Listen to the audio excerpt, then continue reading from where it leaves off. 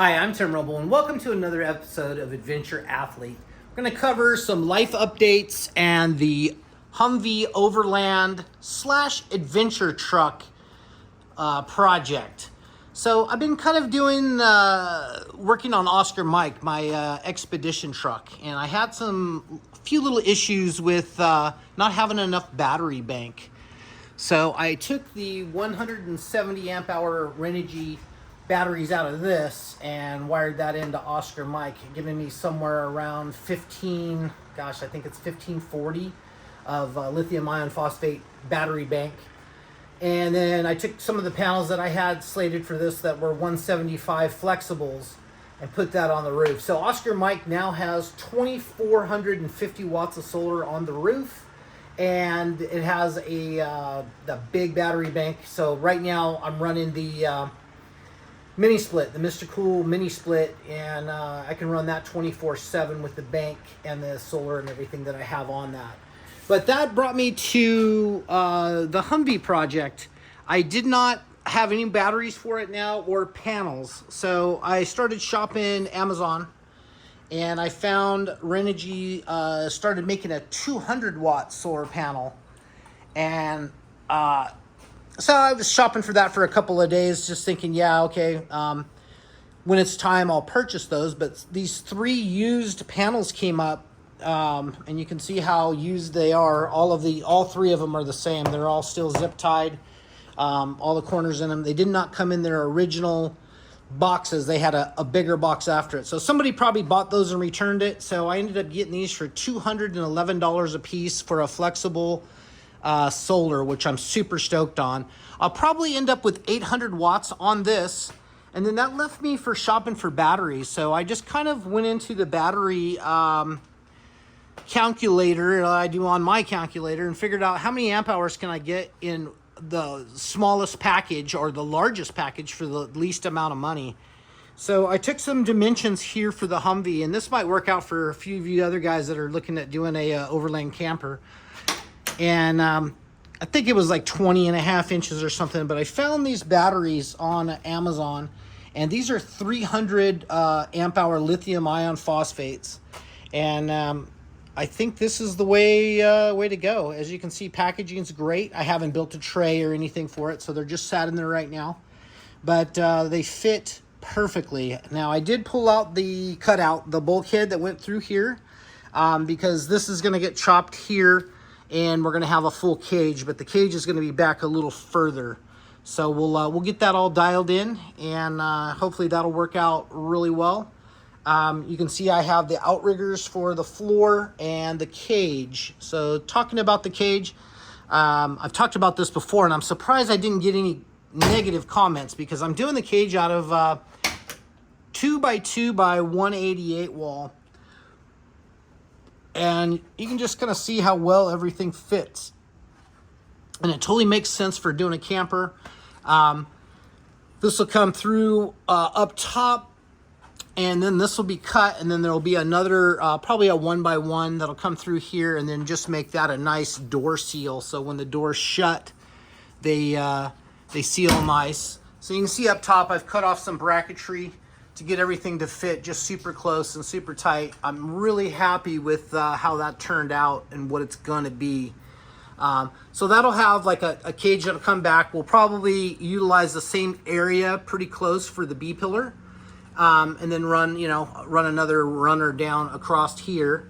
And then I'll probably tie in just a C-pillar and come up here to this channel, and then maybe sandwich plate that. Not that I'm going to be out rolling this thing, but if you ever did roll it, you definitely want to stay safe. And the seats that I selected have places for harnesses, and I'm going to run the same harnesses that the Can-Am X3 XRC comes with. They're really nice. I really liked those when I had my car, and I thought I'd frame that up off the B that comes back and around, and have a down pole that comes down just to kind of tie everything in. So the harnesses are actually like a real fastened harness, so it'll be better than a seat belt. And then I'll take out some of this padding and stuff that's over there on that pillar. I'll get rid of that. I've already gotten rid of the seat belts. As you can see, I got wood that is rough cut in here. It looks like. So I'm still going to cut a small little porthole to service the top of the fuel tank, and I might even increase the size of that because I want to be able to not have to tear a whole rig apart to get to the fuel pump. This truck does have a 2-inch body lift on it, which made for these outriggers just coming off the frame absolutely perfect. Now the Humvee frames must be galvanized because it does not matter how much prep and cleaning you do on the frame rails. Your first pass has got some popping and some weird stuff happening. So there's something in the metal or the galvanization for that. So that's good for longevity, for rust, stuff like that. But you can see I kind of got this back area set up. I'm going to frame this up so this is kind of as the truck sits level. This will come flat, and this will be where the bathroom porta potty that I have set up over here. It's the Thedford curve, and this one happened to have a bad pump in it. So I didn't know this. When you buy one of these Thedford curves, the pump is warranted for like a year. So they ended up sending me a new pump, but it took like 6 months to get. They were out of stock when I did that, but still works out pretty well. So I've kind of got the solar figured out with the panels. Like I said, probably 800 watts. You can see up top in my stock, I have Max Air fans. So I'm going to run, this is going to be the bed over here, and that's going to run up forward. And it's going to be a full-size bed. And this piece of plywood over here kind of represents the exact dimensions of what the full-size bed is. But I'm actually going to use that as part of the ramp that drops down. But the ramp is going to be just enough that the bathroom sets off to its side, and then there will be a walkway pretty much here. The bed will sit over here. There will be an upper platform to sleep on also. The refrigerator freezer, which is a Snowmaster, is going to sit up above where the batteries are. I'll frame all that in. I'm going to make this super easy to work on. Then we'll do a sink, and then we'll do the stove, and then in the back we'll have the cubic mini again. I think that works out well, or maybe I'll move the stove this way and do the cubic mini more centered. We'll see how that works. I absolutely love the cubics for making warmth inside. Works out really, really well. This is a Herculiner on this, 2 coats on each side and then 4 coats on the corners. And this will be the shower pan, and you notice that I do not have any drains set up in it. The drain is going to drain when this is all affixed and done well, but that's all going to be the drain. And I'll probably do on either bottom side or maybe both a flap, so dust, as you're going down the road, dust doesn't cycle in, or it'll slow down the cycling of the dust is probably the best way to say that. If you haven't been following this, these are on spindles. So these are the lowest part of the truck in the back. So that helps with departure angle. And I think it just gives it a really cool look. And I think that looks pretty cool, and it's super functional. 2 spares. A lot of people have reached out and said, you know, why are you running 2 spares? I say that with fire extinguishers also. 2 is 1, 1 is none. And one of my buddies just was out of Death Valley and got a flat, and he said, yeah, I wish I would have had 2 spares, because now you're continuing on, but you're continuing on your adventure or expedition without another spare. So if you get another flat, you either have to plug it, sew it back together with some safety wire, and hope things stay together so you can limp in. One of the things that I found on the front, because this is a 6.5 turbo with a 4-speed in it, so when I did the body lift, you do blocks under the front, of course, and I wanted something in that. I was going to cut something cool on the CNC plasma for that. But I found this light, and that's what's another wonderful thing about Amazon, is you can really look at different products, and I probably searched 50 lights to find something that had floodlights or fog lights built into it, a flood and a pencil beam in that whole little thing. So that's going to be perfect. I'll have to do a little relief cutting and do a little finish work to get that thing set up where I want. In the front, these frame rails that come out are going to be trimmed back, and I'm going to put a 24 volt Sherpa 18K winch in there, and then I'll fabricate a front bumper, and then I have that stinger guard. I also have these taller lift hooks, which will provide a better look for down in here. Instead of that being flush and 2 inches low, these will be sticking up higher. So I got to just do a cut and weld job on that. Other than that, I think we're really starting to come together. We're 1 day out from leaving to go to Newport Dunes in Oscar Mike for 2 full months, and I'm so looking forward to that. I've been, I think I said one time I was going to give up trying to do so much on the bicycle and just work on this. I kind of went down this keto fat adaptive thing where I'm just kind of eating meat and vegetables, and then I'm doing intermittent fasting. And holy smokes, I've lost probably 13, 15 pounds, a pant size and a half. And my go-to ride is a 32-mile ride, which 2 years ago I was like, man, I don't know if I'm ever going to be able to get back to that. Long story short, I'm doing once a week, so I'm doing 50s, throwing those in about every 4 days, every 4 rides. I'm doing 50s instead of 32s now. So I feel great. I want to keep this health up, and I want this project to turn out absolutely awesome, so I'm not rushing it. With my little adventure truck, I have moved out of it. I have all the tools and everything, and all my personal belongings and everything is bagged up, set up and ready to go into this when this is done. So that's exciting. And with that platform, I did the, oh, what brand is this? It's from Lowe's, and the Cobalt series that I've painted like a rusty brown. So that just ties in. In here is going to be a water tank, and I will direct mount this, which is the transmission module. And then above the water tank, I'm going to cut out some Kaizen foam and then lay all these in there, as well as the tools. I did buy a Robbie Gordon toolkit with expectations of putting it in this, and let's see where that went, because it is absolutely a wonderful, well laid out, well thought out deal. I don't know if I'm going to keep the case. I would like to, because it's just so slick. But this was not cheap, and I bought it on their first run. But it's just such a well thought out, laid out toolkit with everything's on trays.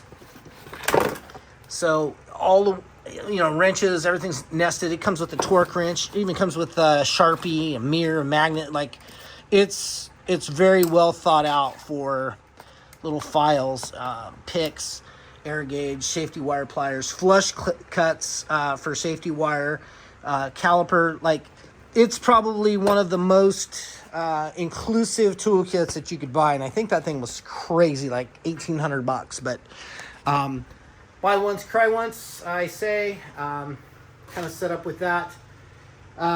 Questions or comments that you have on the Humvee build or anything on Oscar Mike as far as what I've done.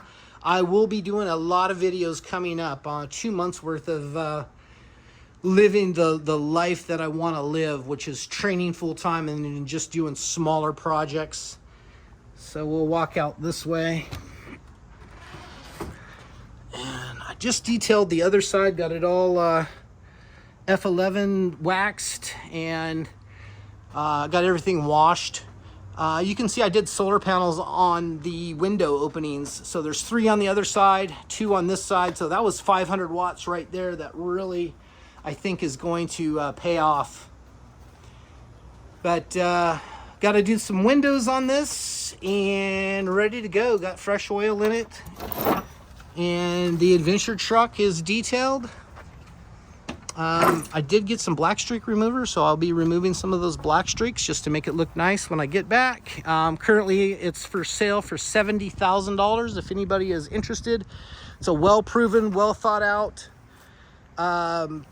solid platform. It's got 69,000 miles on it. It's always had synthetic oil in it. Dana 60 rear ARB in it. ARB twin compressor under the hood. Never run, like the solar on this never runs out because of how efficient the system is. So know someone that might be interested in it, it's a solid, like you would not need to do very much to this to make it yours. Kind of moving your personal clothes and then tidy up a few little things. But other than that, it's really a solid, proven platform. So that's about it with what's going on in my life. Things are going really, really well. I have several things for sale again on Craigslist. Doesn't seem like our market's doing real well right now. Got things, I always price things just to move. You know, sometimes half price off a new, and it is a new item sitting, but I'm not getting any hits on a lot of things. So that just kind of shows me where we're at. Maybe it's the heat. Maybe it's the cycle of when a weekend hits versus when the first is. Like we got the first coming up on Tuesday. But yeah, not a whole lot of calls. I have my one bike concept for sale, my 450, and I got that priced at $6,500. It's a 6-speed, a XCF 6-speed, street legal in Arizona. To me, that's a $10,000 bike set up with the hours and everything on it. But I'm just kind of wanting to blow it out because I got my Stark Varg coming November, and I'm looking forward to that because that will charge off the truck. So I'll have the electric motion and the Stark Varg and my electric paramotor as well as a gas. But that's in the end, I don't want to carry any fuel with me, gasoline with me, when I go out. I want to be able to charge off the sun and go down that path. So got any questions, comments? Once again, if you made it this far, you know I'm long-winded when I do my videos. I'm passionate about what I do, and I'm passionate about helping you guys out. I've helped several guys that reached out about Herculiner, Raptor Liner. Both of those products are awesome. I believe in both. If I'm going to do a coating on the outside of a vehicle, I would do the Raptor Liner because you can tint it and get it in colors. If you're just black, the Herculiner I really like because it's like rubberized. Like you can't really see that on film, but it's got rubber in it. Versus the Raptor Liner is hard, and it's like a solid egg coating or something on it. I really like that stuff for scratch resistance. I think it was the right choice for this. The front of Oscar Mike is done the same way. So that's a great thing. So you got questions, comments, hit me up. I love to be of service. I got a comment the other day on my ArcDroid that was a promo for ArcDroid. ArcDroid I have no ties to. I have no longer any ties with Everlast. I just think their stuff is great and the best for the money. And I buy Everlast now. If you look there, I got the Everlast Plasma 62i, which works really good in the CNC. It's got a CNC port on it. That little configuration right there is the best setup I've had for plasma. Now, it doesn't cut large volumes. I think it's like 16 by 24. But the average thing I'm cutting is under 6 inches. So it just makes sense to have a smaller table. And if I need something larger done, I can design the part and go take it down the road and have somebody else cut it out. That works out really well. But I have the new Typhoon 230 from Everlast, and this thing's got a DC pulse on it and a tunable DC with sine wave. Like you can do like a trapezoid or a triangle or a square. Works out really well. It's pretty amazing. It's the best TIG welder I've used, and I just sold my 280 Dynasty, which I absolutely loved when I thought I was going to get out of fabrication. But this is the shop now. It's just down to this bare minimum, and I've kept pretty much all the capabilities I had. Little small mill and lathe combo works really good for what I do, because usually what I make is little bushings. So that works out perfect. Some of the things that I sold, I replaced and found stuff on sale, and actually replaced some of those items for less expensive than I sold my older items for. Same thing. So do your shopping, guys, out there. Anyway, questions, comments, thank you very much for watching. That's going to be it for now. Once again, I appreciate you guys going down this journey with me and listening to my long-winded rants, but hopefully you're learning something, and if not, hit me up on some questions. If you could, just like and subscribe, and just throw a hey, or hey, I appreciated the video, or your video sucked, whatever it is. Hit me up down below, because I want to build this channel. I want to get over 10,000 subscribers in the next couple of months, so we're close. Let's push and try to do that. Like it, share it. subscribe. Thank you guys so much for watching. I'm Tim Roble, and I'll catch you here next time.